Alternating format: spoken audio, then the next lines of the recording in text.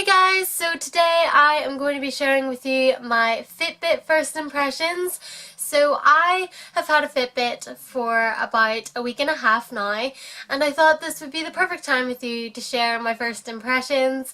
I did film an unboxing when I first got the Fitbit, so I will insert that here.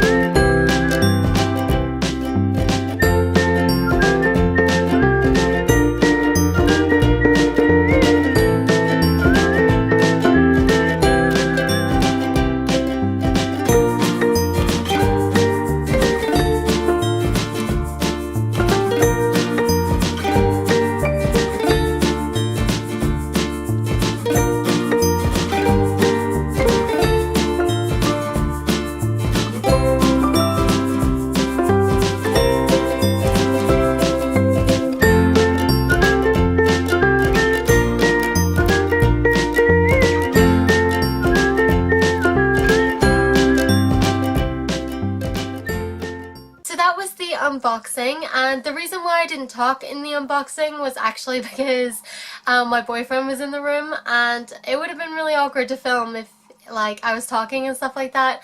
And also it turned out to be like a really short video, so didn't really see the need to talk or anything like that. So there you go, that was the unboxing. Did not want to do a first impressions right then and there, mainly because I hadn't used it. I didn't really know what to say. I was like, you know, the first time you put it on your wrist, it's nice, it's a watch, whatever. So I felt like I needed to actually, you know, spend some time with it, use it, then I could give you guys my full feedback. So yes, this is a Fitbit Charge 2, and I wear it on my right wrist, which is weird because I know that a lot of people say that you're supposed to wear a watch on the opposite wrist to which you write with, but I've never done that. I always have my watches on the wrist that I write with, and that is with my right hand. So yeah, like I said, this is the watch. It is the blue band. If I could give you guys a little bit of a close-up there. So yeah, if you guys don't know what a Fitbit is, it is basically one of I think it was one of the first big smartwatches to really blow up. But yeah, it's basically a fitness tracker. It tracks your steps, it tracks your heart rate. It's also good for tracking exercises such as running and stuff like that. It also tracks your calories that you've burned, it tracks your sleep. It tracks a bunch of stuff, and it's pretty great. So that's what's going on if you don't know what a Fitbit is. I was going to show you a close-up of the screen, but if I show you guys it this way, it's upside down. So I'm going to do a close-up and show you what it is. So yeah, basically, this is the watch face. You can actually change what your watch face looks like in the app, which I'll show you guys in a bit. But this is mine, so it shows you my steps, my heart rate, which is extremely high right now, and the distance I've walked, the calories I've burned, the flights of stairs that I've climbed, and the minutes of exercise that I've done today, which is 0 because it's the weekend and I'm in my house. So there's that, and it also shows you how many days of the week that you have been active for, and by active they mean any time that you've done exercise. And with mine, I've been active 4 out of 5 days of the week, which I think is really good. And the reason why I am active 4 out of 5 days of the week, which really should be 5 days of the week, is because I walk to work. Which is also the reason why I got my Fitbit, because I do, well this year anyway, because I'm on placement, I've been walking to and from work every single day, and you know, that actually equates to a good amount of steps. I think that's about 5,000 steps a day, which is half of the recommended steps a day that you get when you get your Fitbit.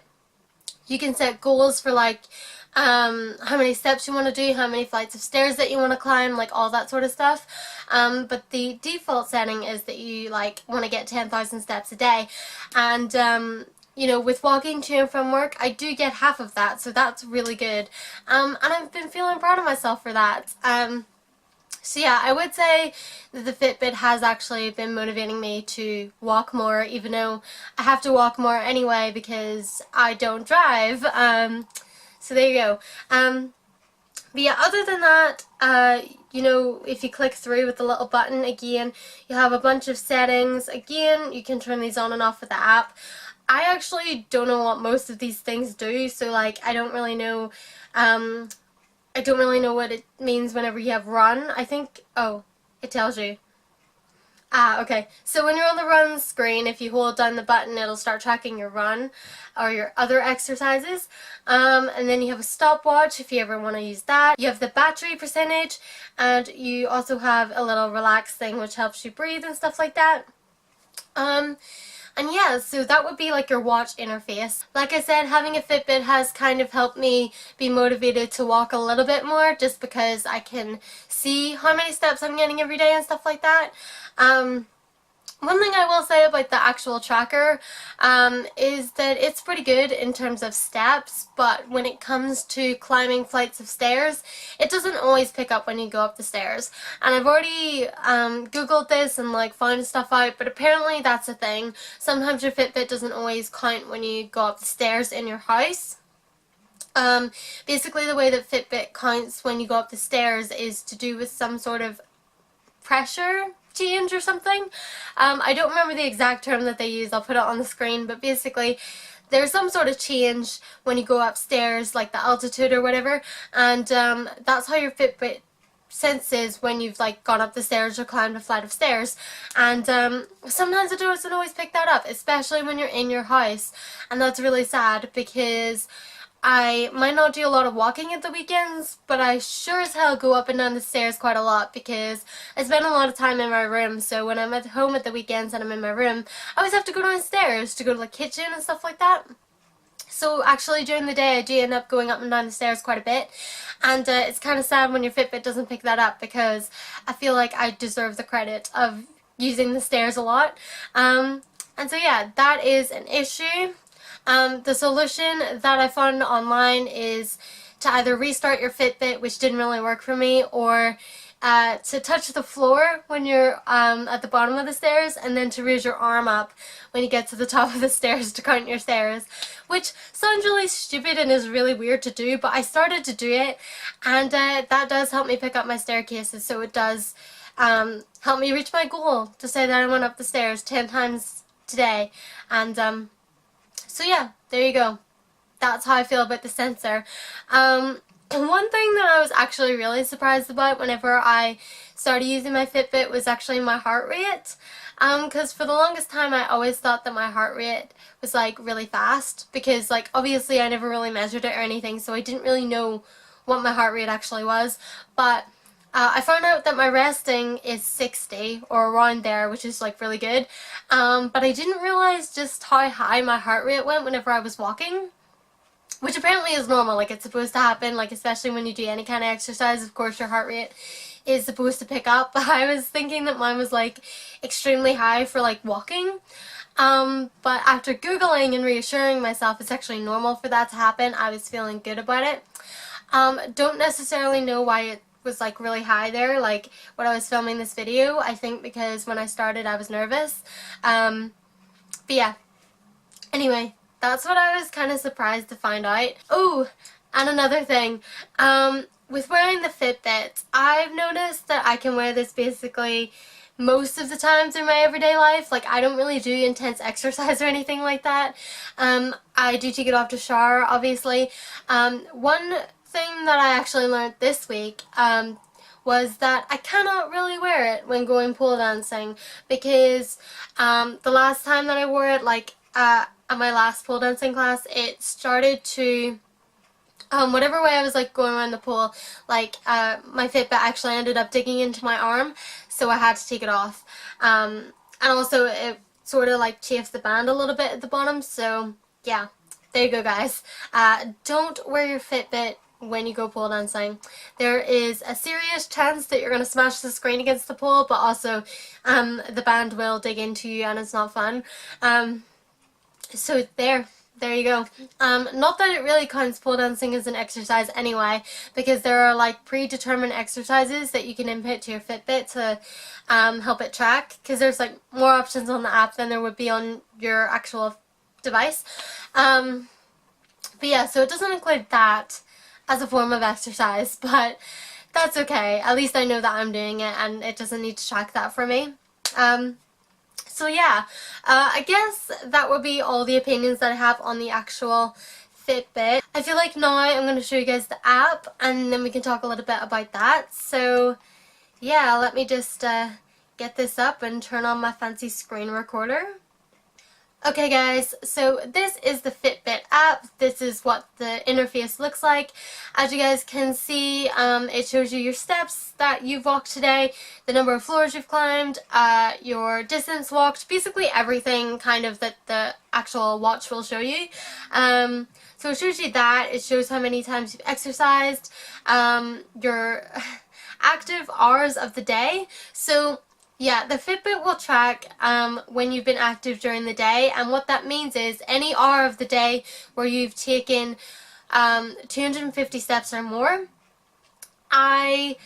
Working at a desk job, do not have very many active hours of the day. If I click on this, you guys will see a little bit more detail. This will show you the dots that are filled in are the hours of the day that I'm active. Typically in the morning when I walk to work, in the afternoon when I go for lunch, and then at the end of the day when I'm going home. So that'll kind of show you that. And obviously if you click into all of these, they'll give you more information. So like this one, the exercise one, it'll show you all of the exercise that you've been doing. It'll tell you based on your heart rate what your fat percentage of burn is. Fat percent burn, I don't know how you say that. Anyway, apparently my heart rate's normally good and I'm always in like the 100% fat burn range. Not that that really is something I'm interested in, but there you go. So it'll tell you that. And then also it tracks your sleep.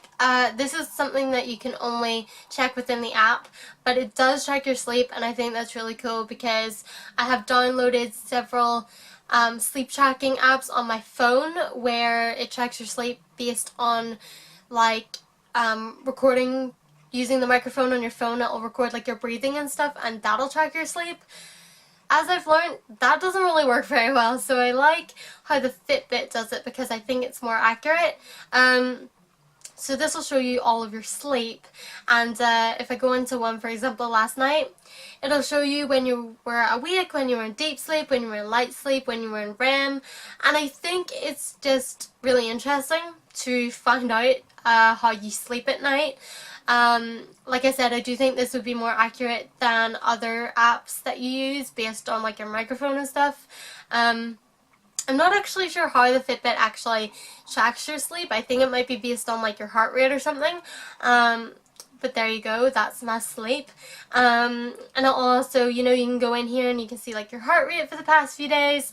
What I find that was interesting about tracking your heart rate is that when you take your Fitbit off to charge, obviously it's not on your wrist, obviously it's not getting your heart rate, so you'll have a huge gap like this, which I had on Sunday, where it seemed that I died because it doesn't track your heart rate for when it's charging. So there you go. Thought that was kind of interesting. But yeah, so that is that. And then obviously this is where you go to change your Fitbit settings and stuff like that.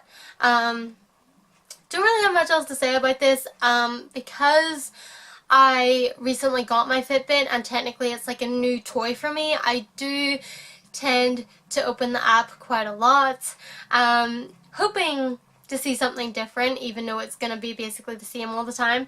But I really do like to check the app a lot, and therefore my Fitbit does sync to the app quite a lot.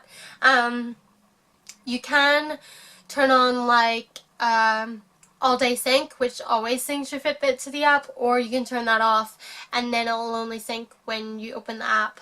But yeah, I turned off all day sync to save battery, but honestly the amount of times I open the app during the day, it probably syncs quite a lot anyway. So there's that. Also in the app you can like join challenges and stuff like that. So like if you want to walk more and stuff, you can kind of do those.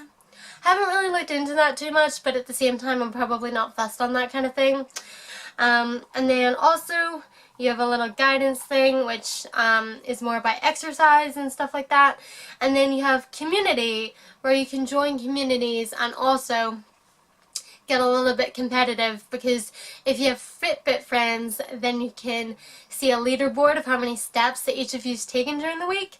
So if I open mine, you'll see that I'm in the middle, number 2, and these are all of the steps that I've taken this week, and all the steps that my niece has taken this week, and all the steps that my boyfriend has taken this week, because I only have 2 friends on Fitbit.